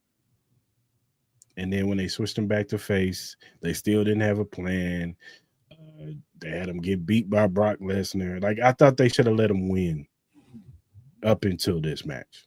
Like let him have a winning streak going into his match. Let him have a winning streak. I mean, he lost to Cody, and that's fine. But after losing to Cody, he should have won up to there. I get why they gave him the IC belt, but I think they should have probably kept it on him and let him. If you're gonna let him lose something, let Gunther be IC champion again, whatever. Yeah. But yeah, I had no problem with Cena losing his last match because at the end of the day, I get it. Most guys who are retiring, most of them lose their last match. Mm-hmm. And then they leave their boots or whatever in the middle of the ring, and then they do their final sign off, and that's it. Undertaker did, all of them did. You know what I'm saying? So I had no problem with it. It was just some of the booking leading up to it. It was just kind of like, You have a problem with how he lost with the tap out? Yeah, it was kind of like he smiling. It's like I seen that meme. That meme is classic. That meme is hilarious. So yeah, I didn't like that, and the crowd didn't like it because they booed the shit out of Triple H. But I just think they was booing Triple H because of a combination of a lot of things. Like the way Yeah, he's been booking this year has not been great, yeah. in my opinion. So we'll see. So But what do you think of the future? What's next for the WWE now that the whole John Cena thing is over? What do you have your sights set on going into next year, and what would you like to see next year happen? well, of course, we're gonna see what happens with CM Punk and Braun Breaker in a couple of weeks. I think they have a match on is it New Year's Eve? I forgot when it is, but they have a special event coming up for Braun Breaker versus CM Punk for the world title. It'll be interesting to see if CM Punk he just got the belt. So is he going to be a team player and pass the torch to the young guy, or is he gonna be like bump that? You're not getting this belt yet, young blood. You're gonna have to Hmm. wait. Um, my sights are really set on what are they going to do with LA Knight in 2026. It's time to pull the trigger, man, Yeah. because it's going to get to a point where it's like how rest in peace to Bray Wyatt, but it's going to be kind of like a situation with Bray Wyatt, where Bray, and I know Vince was in control at that time, but still, when Bray was at the top and at the height and he was over, they didn't pull the trigger. Hmm. Braun Strowman was another one. When he was at the top and he was getting over, they didn't pull the trigger. And then they waited too long. And by the time they pulled the trigger, it was like, all right, cool, but yeah, you made this man lose so much, we don't care anymore. Hmm. And I don't want that to happen to LA Knight. Like, I think he should win the Royal Rumble this year. After he got beat down the way he got beat down the other night, Hmm. he should win the Royal Rumble for sure, next year. Hmm. Um, I want to see Carmelo Hayes possibly get a championship next year. U.S. belt, Intercontinental belt, I don't care. One of the two. Hmm. I think Carmelo Hayes is a star. I think the crowd is starting to take to him. Um, I do want to see what they do with Cody Rhodes next year. Uh, if they are going to do this Roman Reigns and Cody Rhodes thing, you got to turn Cody heel. You have to turn him heel. And you can do that with Roman Reigns as the champion. Hmm. Or you can do that with even if you keep the belt on Cody. Now it's a different approach with Cody with the belt as a heel. Whether he joins up with the Rock and finally sells himself to the Rock, whatever. You think the Rock coming back? You think the Rock gonna be involved in some way again? I think he'd be involved for WrestleMania. You think so? I just think because they because last year's WrestleMania, even though it was successful money wise, that's why they're coming back. To the public eye, it was still a letdown. The matches, some of the matches were a letdown. The John Cena versus Cody Rhodes match was a letdown. Yeah, it was. Everybody was expecting The Rock to come out, and you get Hmm. Travis Scott. Yeah, Man, that was bad. Yeah, that was bad. I ain't gonna cap. That was pretty bad. it was already like, why is Travis Scott there? And I got it. They was trying to do like, oh, he's the celebrity guy that's hanging out with the bad guys. Okay, fine, whatever. Let him be the background. But Mhm. it should have been The Rock coming out and trying to figure out a way to, and somebody else maybe joining up with them and starting their little faction. And they didn't have a plan for it. Mhm. So have a plan, whatever you're gonna do, and yeah, and they gotta fix SmackDown. SmackDown has not been a good show. Yeah. They gotta get the women's division. I like what they're doing with Jay Cargill. She's on out there just whooping ass, Hmm. just beating everybody up, and I think they're setting it up for her and Bianca possibly at WrestleMania, which that should be a great match. But I do like what they're doing with Jay Cargill, just having her come out, beat everybody up, smack everybody around, just being dominant. You know what I'm saying? That's the best part. That's the best way of using Jay Cargill because that's she was using AEW. So Hmm. if you put her out there like that, I think that that's going to build up her mystique a little bit more. Even though she was already over, but now she's a heel, she's bad. Let her go out there and beat everybody up, and she'll build a faction herself of baddies. That's what she calls them. So maybe she'll have a faction of women because she had one in AEW. So have her build a faction up in SmackDown and let her be one of the main cogs over there because they gotta establish more stars over there, man. Yeah. You're out. You got all the stars on and they always do this with the women's division. They always have all the stars on one. You got Raw, you got Rhea, you got Io Sky, you got Asuka, you got Carol Sane, you got Becky Lynch, AJ Lee, like all the stars is over there on Raw. So Yeah. you got to establish some stars over here. Liv Morgan's over there, like Roxanne, Rocket, like all the people over there. And then on SmackDown, you got Charlotte, you got Alexa Bliss, but they're going as tag team right now. Mhm. Like you got to establish more single stars over there. So that's what I want to see. For sure. For sure. All right, man. Who gets your flowers of the week? Flowers. Who gets my flowers for the week? I'm gonna give it to Nas, man. Shout out to Nas, man. He just released his new album. I got to see him on Saturday. He performed amazing. He brought out AZ and stuff like that. So I'm gonna give a shout out to Nas, man, for for a successful album release. Some of the songs I've heard, man, really good, man, really good. I'm gonna take a listen to the rest of it, but man, shout out to Nas. Yeah, I say the same thing. Nas, his album was really good. I like a lot of the songs. That song, Nasty Nas Esco, dope concept of him talking to his alter egos and, you know, at the same time talking his trash, but kind of like killing them off and being like, yo, this is me now. Like, it was dope. Dope concept. I do like the song with him and AZ.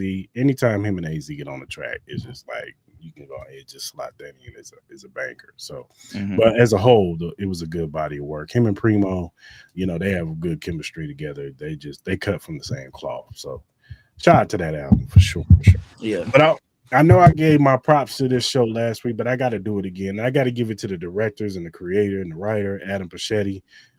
He did an amazing job of Welcome to Dairy. I saw the season finale yesterday, and it was great.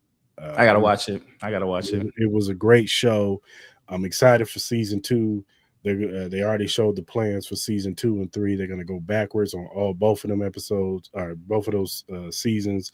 So season 2 is in 1935, where we'll talk about the Barley Gang massacre, and then in the season 3 is 1908, where we'll talk about the Ironworks fire. Where they did like an Easter egg hunt for the kids or whatever, whatnot. Okay.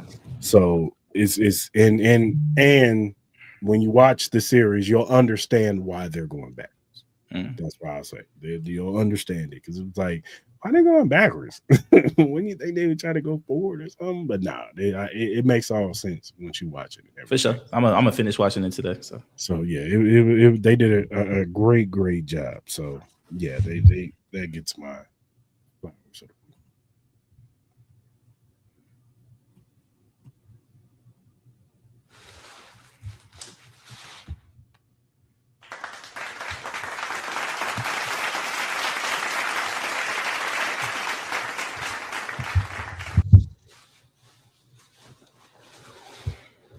Who gets your hell no? So it's not one person, but I would say this. My hell no goes to all the senseless killings that have been happening over the weekend. You had the Brown University shooting. You had the Bondi Beach shooting in Australia. You had Nick Reiner, who murdered his dad and his mother in a very horrific crime. And God, the responses that I've been seeing, especially on some of the MAGA side, has been pretty alarming and pretty damning. Some of the stuff that I've seen. So all that gets a hell nah, man. It was trying to. I know we get lost in the world of sports and stuff like that. But it was a very, very somber weekend. If you've been paying attention to everything outside of sports, it's been very, very somber. I think I even saw one of the artists, one well-known artists, passed away. Let me see. I don't want to mess this up. Let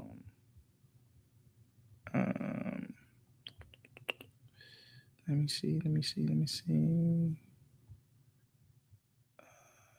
My My bad people. Carl Carlton, best known for She's a Bad Mama Jamma. He passed away. He died at 72. So it's been a very sombering weekend, man. So all those get a hell nah. Prayers out to anybody, who got affected through all these tragedies. Prayers to the family, prayers to the victims, prayers to all the ones that we lost, man. It's a very somber weekend. So. Yeah, I'm gonna second that with the Nick Reiner, man. Rob Reiner, he was a well decorated director too and actor, but mostly director. He directed A Few Good Men. He directed a few other films that were Spinal up there. Tap, Spinal Tap. Ghost of Mississippi. Like he has some stuff, and he's some more recent stuff too. So shout out to him, man, and prayers to the family that dealt with this tragedy. And yeah, the daughter, I think they said the daughter found her parents. So yeah, I'm sure that was traumatizing. So yeah, supposedly him and the son got into a real bad argument at a Conan O'Brien Christmas party. So I don't know what that was all about, but man, that's just a tragic story. Yeah, that's tough. Of course, I know we talked about it on Wednesday, but Sharon Moore, you gotta get hell no. Yeah, he got it. Yeah, for sure. You messed up the whole career, man, over some snowflakes. Yeah. And couldn't control yourself, sir. Just couldn't control yourself. Now look at you. You might be going to prison. Yeah, or at least very, very jobless at this particular time. And my other hell no goes to all the Christmas football games have been ruined because I'm not happy about this. But you got the Vikings that are playing, and I don't know if you want to watch the Vikings and the Commanders. No, I'm not. The Commanders are playing, and of course the Chiefs and Broncos. You got to watch it. Gardner Minshew versus Knicks Christmas night. So you know what you do Christmas? You know what you do at Christmas? Come over to the NBA side. Come over to the NBA side because you know what you get? Get Cleveland versus New York. You get Donovan Mitchell versus Jalen Brunson. You get San Antonio versus Oklahoma City. We just watched that on Saturday and how great of a matchup it is. You get Dallas versus the Warriors. You get Houston versus LA, and you get Minnesota versus Denver. Come to the NBA side. NFL's look, I'm sorry. It was trash last year. It's gonna be trash again this year. The NBA owns Christmas. NFL needs to let it go. It is the reality of it. It's bad. But yeah, that gets those get the hell no. Oh my God, bro. Oh, hell no, man. What the fuck, man? Get your ass on, boy. You get your goddamn ugly ass on.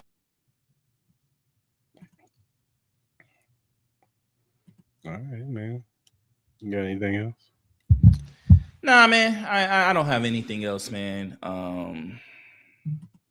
Was there anything else? Nah, everything else we could talk on Wednesday. We can talk about the bullshit Jake Paul fight. We could talk about obviously college football playoffs start this week. Yeah, we'll get into our brackets. We'll get into the brackets. Maybe we'll have more news on the Michigan head coaching search. Yeah, man. I think doesn't Anyway fight this weekend too? Is it this weekend or next weekend? I don't know. I know he fights December. I don't know. We'll look it up. If he fights this week, we'll talk about that too. But besides that, man, I hope everybody enjoys their Monday. Yeah, for sure. If you look at the screen, click that QR code for the WWE shop. Go ahead and scan that. It'll take you right to their website, the WWE shop. You get all your merchandise from all your favorite WWE superstars, from Cody Rhodes, Roman Reigns, even some of the old John Cena stuff, and also Rhea Ripley, Io Sky, Becky Lynch, Jade Cargill. Go ahead and scan that QR code. Get all your WWE merch.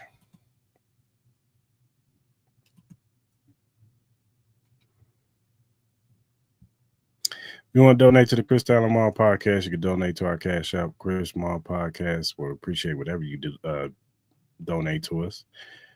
Whatever streaming platform you use, whether it be Spotify, Apple, Amazon Music, iHeartRadio, whatever you use to to listen to it, we are available. First time watchers on YouTube, hit that subscribe button, that like button, and notification button. So when we go live on Mondays at 10 a.m. Pacific Standard Time and Wednesdays 9-ish p.m. Pacific Standard Time, you can jump in the lives. You can talk about these topics with us like Mark always does, and give us your opinion. We want to hear from you. Give us your opinion. You agree with us, disagree with us. We want to hear from you. So go ahead and subscribe to the channel. And whatever social media platform you use, whether it be X, Instagram, Twitch, Facebook, TikTok, Threads, wherever you use, we are available at Cris Style Mal. You can follow us. We'll follow you back. We're just some regular guys who like to talk sports, music, movies, and all kinds of various other things. Also, if you have critiques or feedback, or if you have a question or topic that we like, we will bring it up. We will shout you out because we want to show love to those who show love to us. So go ahead and hit us up via DM, emails, or our mentions. All right, good people. Until Wednesday, hope you guys have a good couple of days. We'll be back, like Mal said, talk some college football playoffs, NFL picks, and some NBA stuff. So until Wednesday, we out of here. I appreciate the 36 that were in the chat. Yes, and watching the show. So shout out to y'all.